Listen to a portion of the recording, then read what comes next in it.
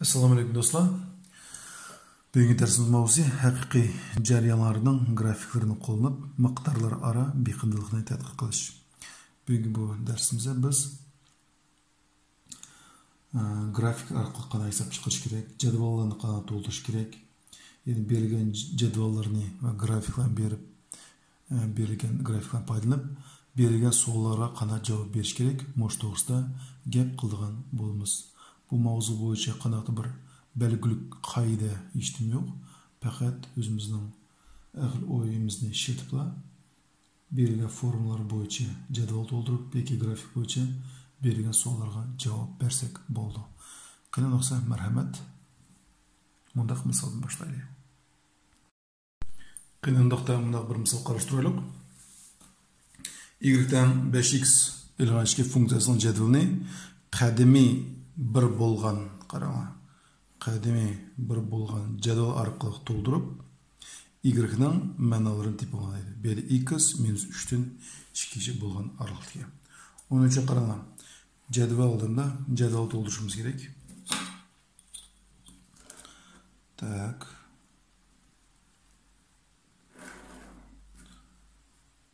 Bu jadvalsiz hech qanday qiyin emas.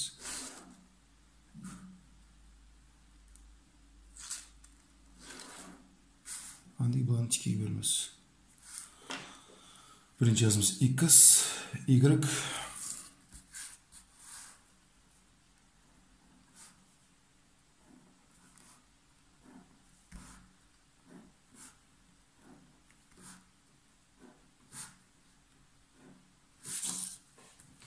Endi qaranglar. Endi bu jadval mantiqli, ko'dilgan jadvalni hozircha quruq jadval. Endi qadam to'g'risida deylik. Qadam qanchadan 1 bo'lgan deydi. Qadam qanchadanki 1-ga, 1-likdanki. Bu qadam 1-lik tangni degan so'z. Bu x ning ma'nolari qancha boshqa? -3 dan boshlanadi. Kelesi bütün son bilan x'ning ayirmasi qanchadan bo'lishi kerak? 1-ga teng bo'lishi. Kelesi qancha bo'ldi demak? -2 bo'ldi. Mana x'ning ayirmasi 1-ga teng. Kelesi -1 bo'ldi, 0 bo'ldi, 1 bo'ldi, 2 bo'ldi. 2 ni 1 deyilgan 1 chiqdi. 1 dan 0 deyilgan 1 chiqdi. 0 dan -1 dan so'ng 1 chiqdi. -1 dan -2 ga so'ng 1 chiqdi. Shu qadam deb har bir bütün sonning kelesi qo'shni bütün sonlarning ayirmasi deb qadamni aytadi. Endi y ma'nosini qanday topamiz? Mana x ning o'rniga qancha qo'yamiz? -3 ni olib bergan ifodamizni qo'yib hisoblaymiz. 5 -3 ko'paytirsak -15, -15 -2 -17. Kelesi -3 ga qo'yamiz. 5 -3 ko'paytirsak -10, -10 -2 -12. -1 ni bir qo'ysak 5 ni -1 ko'paytirsak -5, -5 -2 ni qo'shsak -7. 0 ni birimiz 5 ni 0 ko'paytirsak 0, yolg'iz bizda qoldi -2. 1 ni birimiz 5 edi 1, 5, 2 ni olsak 3. Endi 2 ni bir qo'yamiz. 5 2 10, 10 ni 2 olsak 7. Endi berilgan jadval bo'yicha sizlarga so'rash mumkin. Y ning eng cho'ng ma'nosi qancha? Y ning eng cho'ng ma'nosi qancha? 7. Eng kichik ma'nosi shu desa -17. Endi sizlarga so'rash mumkin. X dan -2 bo'lsa y qancha? Endi x ning -2 qancha? Mana x ning -2 da y imiz qancha ko'rsatadi? -13 ko'rsatadi. Demak y imiz bo'lsa y dan qancha? -12. Endi biz aksincha savol qo'yish mumkin. Y 3 bo'lsa x ni top deyish mumkin. Biz oldin y qurma to'g'ri yozilgan, y ni 3 ni topamiz. Mana 3. Demak buning mas mana yuqori turdi, o'zi mas x ning ma'nosi. Y imiz 3 bo'lganda x imiz qanchaga teng bo'ldi? 1 ga teng bo'ldi. Deb bunda javob beramiz. Bu hech qanday qiyin emas. Shundan jadval to'ldirishni o'rgandik. Agar bizga qadam 2 ga teng bo'lgan bo'lsa, biz u chaqda bu jadvalni to'ldirdik. Mana jadvalni chizib, x ma'nolari -3 dan boshladik. Kelasi 2 ni qo'shmoqchi bo'ldi. -3 ga 2 ni qo'shsak qancha bo'ldi? -1 bo'ldi. -1 ga 2 ni qo'shsak 1 bo'ldi. Andan keyin biz buni berilgan chekni nima qilishimizga eshib ketishimiz kerak. Kelsa 1 ga 2 ni qo'shsak 3 bo'ldi, biroq bizning x'nin ma'nosi qancha bilan oyoqlashyapti? Endi cheklanyapti. 2 bilan cheklanyapti. Demak, bu 3 ni yechishning hojati yo'q. Endi mana qadimiy 2 ga teng jadval mana boshqa qurildi. Endi to'liq chizish kerak. Bu yerda albatta o'zingizga tekshirib ko'rsangiz bo'ldi. 1 dan -1 ni olsanglar 2 bo'ldi. -1 dan 3 ni olsanglar 2 bo'ldi. Mana qadam to'g'risida shunday axborotni bilib olishinglar kerak. Kelasi biz bundaq misol berilgan grafikni foydalanib x teng 2 5 bo'lsa y ma'nosi deb bo'ladi. Bu birinchisida. Ikkinchisida aksincha y'imiz 5 va 2 bo'lsa x ma'nosi deb bo'ladi. Hani birinchi ish beraylik. X teng 2 bo'lsa, x teng 2 bo'lsa y ma'nosi qancha? Onun uchun biz x ni 2 tamiz. Mana bizning ox tuzi, mana bizning oy tuzi. Endi x ni 2 olamiz. Mana tikkidan grafik qarab olamiz. Mana tagdi. Mana grafikal biz grafikdagi berilgan chekni topdik. Biz grafikni yuqurma o'tkazmaymiz yoki yetmay qolmaymiz. Dal mush grafik kelgandan keyin to'xtab, andan keyin y o'qqa qarab olamiz. Y o'qimiz bizning bu chekning sol tarafida. Demak, x'im 2 bo'lganda y'imiz 3 ni ko'rsatadi. Kelasi x'imiz 5 bo'lsa, x teng 5 bo'lsa, x'ni 5 ni topamiz. Tikkidan ma'nomiz perpendikulyar. Apadoq. Mana bu grafikka to'xtadik. Endi biz y o'qqa qarab ma'nomiz. Mana ma'nosak. Mana qancha keldik biz? 6 ga keldik. Endi kechirasiz, men sal qing'irib ketdi. Mana qapimiz tikkidan yetarli mana chekdi keldi. Tikkidan bo'lganda. Demak, y'imiz qancha bo'ldi? Taxminan 5,7 deb qo'yiladi. Endi chaqma daftarga yozsam, texnik yaxshi ko'rindi. Demak, biz bergan x'lar bo'yicha y ma'nolarini topib oldik. Endi ikkinchisida aksincha biz y ma'nolarini beradi. Ikkinchisida y dan qancha bo'lsa, 5 bo'lsa, y dan 5 bo'lsa. Onun uchun biz mana y o'qidim, y topamiz. Mana 5'i. Endi bu grafik qarab ma'nomiz. Bu grafik bu 5 ning qayerda? O'ng tarafida. Demak, bu shundan qarab tikkidan ma'no. Andikin bu chekni topgandan keyin buni tik tushimiz. Qancha keldi? 4 keldi. Demak, y'imiz 5 bo'lsa, x'imiz qancha? 4. Yani sen o'ylab qolmanglar, x'ning 2si borki, x'ning 5 borki, bu yerdan boshlab qilsalarki, demak, ma'nolar o'xshash chiqdi. Yo'q, ma'nolar har xil chiqdi. Kelasi y'ning 2si. Y'dan 2 bo'lsa, mana y'ning 2si, y'ning 2sini grafik qarab olamiz. Mana grafikda bergan chekni topdik. Endi shunda x o'qqa qarab olamiz. Tikkidan perpendikulyar qilib. Shu yerda bu yerda y'dan 0,2 bo'lsa, 2 bo'lsa, x ning ma'nosi bu chekda taxminan qancha ketadi? 0,5 ga teng deb mushtaq javob yozamiz. Kelasi biz bunday misol berilgan grafik bo'yicha birinchi edi. T teng 1, T teng 3 soatdagi yo'l deb bo'ladi. Ya'ni vaqtimiz 1 bo'lganda, 1 soat bo'lganda, vaqtimiz 3 soat bo'lganda yo'l deb bo'ladi. Uning uchun mana bizda bu grafik yaxshilab qarab olsak, bu bizning ox yani absis o'qida soat belgilanib, ya'ni vaqt. Kelasi ordinat o'qida yo'l ko'rsatilgan. Yani o'lcham birligi kilometr, bu yerda vaqtning o'lcham birligi soat. Qandoqda bu oldingi misolga o'xshash, hech qanday qiyin emas. Boshlaylik yeshish. T teng qancha? 1 soat bo'lsa. Mana vaqt ba yo'ldan birini topamiz, grafik qarab olamiz tikkidan. Mana keldik. Endi bu chekni topgandan keyin bergan grafik chekni endi y o'qqa qarab olamiz. Qancha bo'ldi? 40 keldi. Demak, T teng 1 bo'lsa, S teng 40 deb bunda yozamiz. Yana 1 soat vaqt ichida oralig'imiz 40 kilometrga teng. Kelasi T teng qancha bo'lsa? 3 bo'lsa, T teng 3. Mana vaqt ichiga 3 debmiz. 3 deb buni tikkidan yapamiz. Mana biz bergan grafikga chekga loyiq keldik, to'g'risimi? Endi bu chekdan so'l qarab olamiz. Qancha bo'ldi? 120. Demak, bo'lsa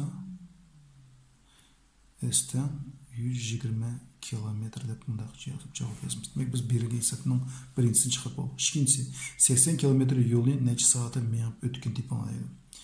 Yani bu bizi birinci boz ketdi. İkincisi S'ten 80 bolsa yani aralık 80 kilometr. Aralık yani bu yolu izlememiz. Bu yolu vaktini ölçen birlikleri yani vakt gösterilgen. Aralıkını bu tik kurulun. Yani tik yolu oygir oku gösterin. 80 tapmaz bana 80. 80'den bu grafik qarab mağımız. Mana birigen tik tapdı. Endi moşunu tikden uçurumuz. Qancha iten bo'ldi? 2 iten bo'ldi. Demek 80 km yolni T'ten yani 2 saat vaqt ichida besib o'tdi ekan. T'ten qancha bo'ldi? 2 saat bo'ldi. İkincisi chiqib bo'ldik. Üçüncüsü ildamlıq tipini ayırır. Ildamlıq bir yerdə özünə görsən grafik turaqlıq. Demek ildamlıq tipi üçün sizlər bilsə yolni bergen vaqtqa bölüşümüz kerak. V'ten formulası S bölünген T yani besib o'tgan yolni ketgan vaqtqa bölümüz. Tamam. 40'ını 1'e bölsem oldu.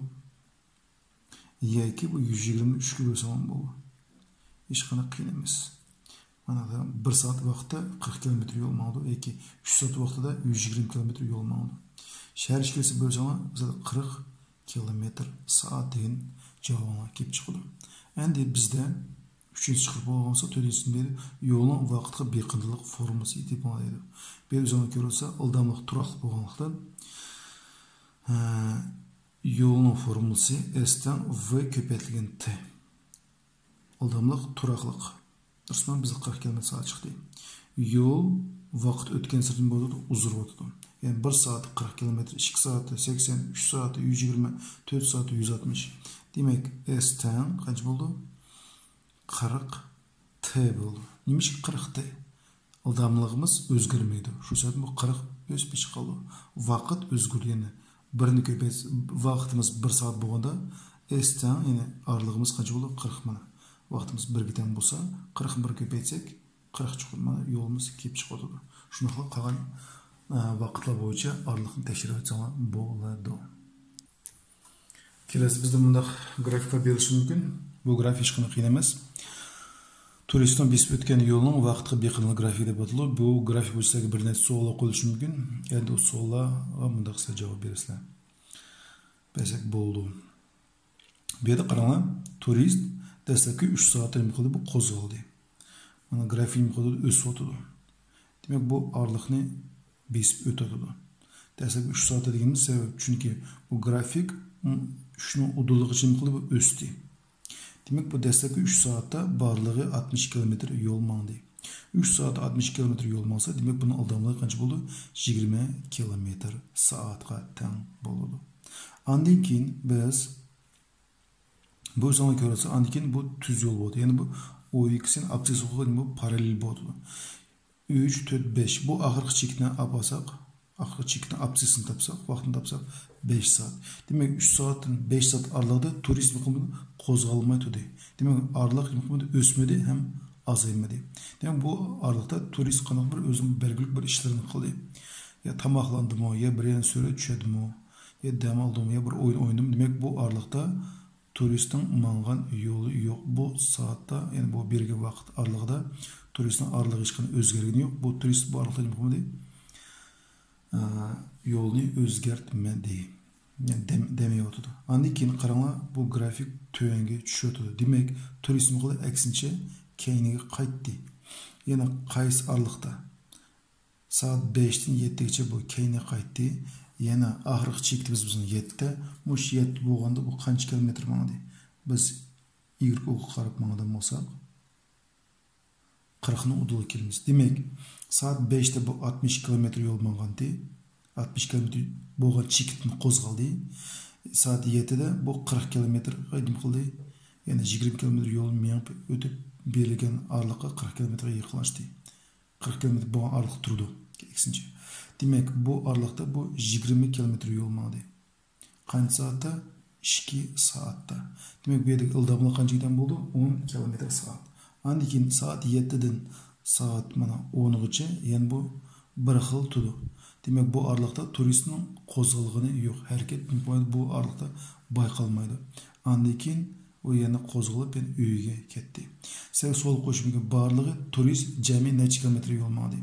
Ketib qolgan 60 kilometr yo'l mangan bo'lsa, qaytganda 60 kilometr yo'l mangdi, barlig'i 120 kilometr yo'l mangdi.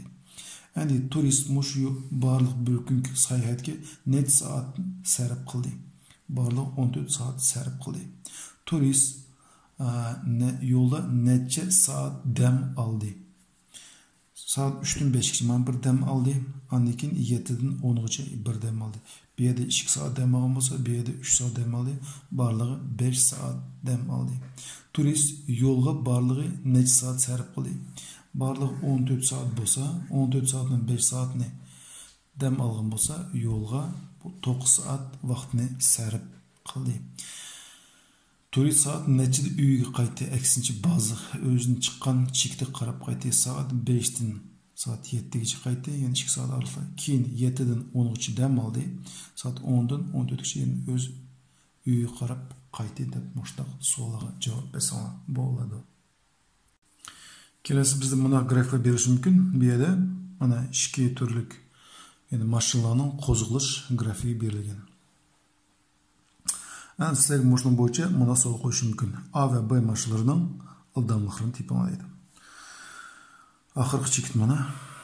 Bana üzerine görürse bu A cıqaraka yolmayamdı, B azıraka yolmayamdı. Çünkü B çekti asıl duraya bu grafik A'dan tövünerek durdu. Demek biz ahırkı çekitin asak oldu. 4 saat, bu mu 4 saat. Demek T barlığı için birdek 4 saat. Endi A maşinasi 4 soat qancha kilometr yo'l mangdi? 4 soatda bu A chektigacha apirmiz mana. Mashina sol qarab mangmiz. Qancha kilometr? 320 kilometr. Demak, 320 kilometr. Yani A maşinasi. Mana VA, yani ildamlikni bitaylik. 320 ni bölimiz 4 ga. Teng bo'ladi 80 kilometr soat. Demak, A maşinasining ildamlığı 80 km/saat. Kelesi SB. Mana B maşinasının qo'zg'alish grafiki. Bu 4 saatte qancha kilometr yo'l mayapti? 240.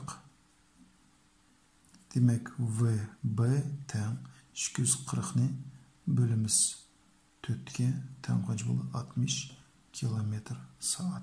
Demek bu shunday savolaga başta javob bergili bo'ladi. Şu hürmetli dostlar, bugün dersimiz ayaklaştı. Barına diqqatinglar ko'pdan ko'p rahmet.